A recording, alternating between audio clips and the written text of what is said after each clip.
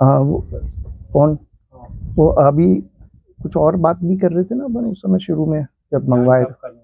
नहीं, जब मंगवाया था उसको भी याद रखना, तभी से मंगवाया था हमने। वो तो 2 आदमी की बात कर रहे थे अपन लोग। क्या?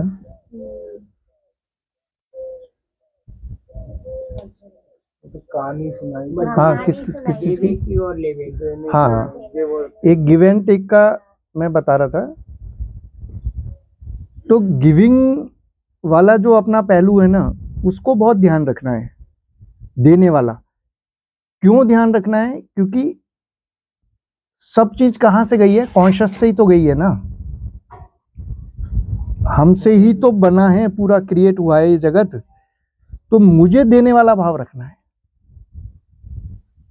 रिसीविंग वाला भाव नहीं रखना। अपने आप रिसीव होगा कब? जब जाएगा। आप गहराई से समझो, हम केवल इसलिए दे रहे हैं तो हमारे अकाउंट में 50 लाख रुपए पड़े हैं, जिम में हो सकता है 50,000 पड़े हैं, और हम दे रहे हैं 10 रुपया और फिर खुश हो रहे हैं, अहंकार को पोषित कर रहे हैं। उसमें हमें एहसास हो, मतलब अंदर तक हमारी दीवानें हिल जाएं, जिसमें मैं उस चीज की बात कर रहा हूं। और उसमें क्या होगा, मान के चलो एक पाइप है, ठीक है, या बिजली किसी तार में होके बह रही है, पीछे से बिजली आ रही है और यहां पर तार ऐसा लगा हुआ है जो रेजिस्ट कर रहा है इसको, वो इलेक्ट्रॉन्स को बहने नहीं दे रहा है। तो क्या होगा, यहां पर ये गर्म हो जाएगा और थोड़ी देर में फ्यूज उड़ जाएगा, पिघल जाएगा। अगर कोई पाइप है जिसमें कोई गोलियां चल रही हैं या कोई और चीज है जो पीछे से आगे से आ रही है, और आगे जो उसका जाने वाला पार्ट है, जो देने वाला पार्ट है, निकलने वाला पार्ट है, वहां पर हम ब्लॉक लगा दें कि देना नहीं है, तो पीछे से आएगा कैसे? आना भी रुक जाएगा। तो आने की हमें परवाह ही नहीं करनी। जब शून्य होगा तो उस शून्यता को भरने के लिए चीजें अपने से आएंगी, यूनिवर्स से। कहीं भी खाली रह ही नहीं सकता, परमात्मा आपको खाली छोड़ ही नहीं सकता। तो आप तो शून्य होने की परवाह करो ना।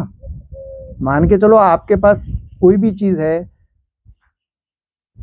उसका शून्य होने का मतलब है कि आपने उसको आगे बढ़ा दिया।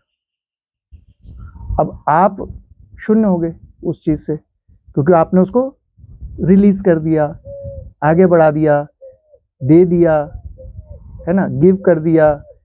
या गेहूं था, आपने खेत में बो दिया, तो रिसीविंग होगी कि नहीं होगी? साइकिल है एक, अपने आप रिसीविंग होगी।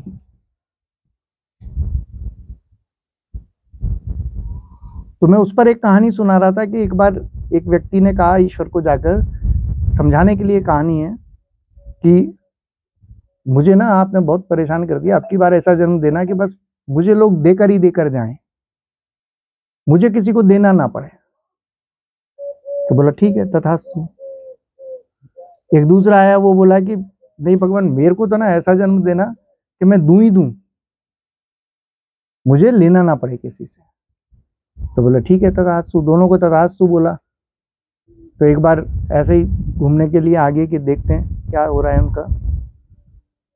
तो क्या देखते हैं कि जिसने ये कहा था ना कि मुझे तो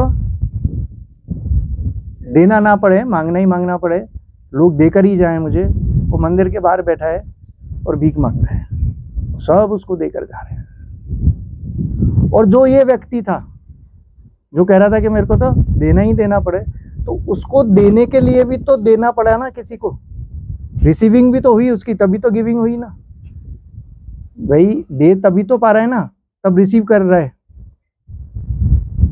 तो ये वही बात है जिस पर अपन अभी बात कर रहे थे, आगे बात करेंगे कॉन्शियसनेस की, जो बात कर रहे थे कि आप वहां से लेकर, सॉरी, आप जब दे रहे हो तो देने के बाद लेना तो अपने से हो रहा है, क्योंकि ईश्वर शून्य किसी भी चीज को नहीं छोड़ेगा। आप ज्ञान, आपने कोई चीज सीखी, उसको 50 बार किसी को सिखाओगे आपके पास और नई नई चीजें अपने आप डाउनलोड हो जाएंगी।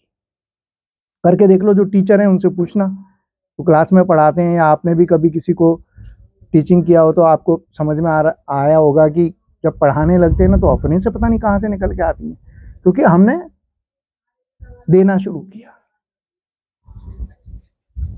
किसी भी चीज के बारे में।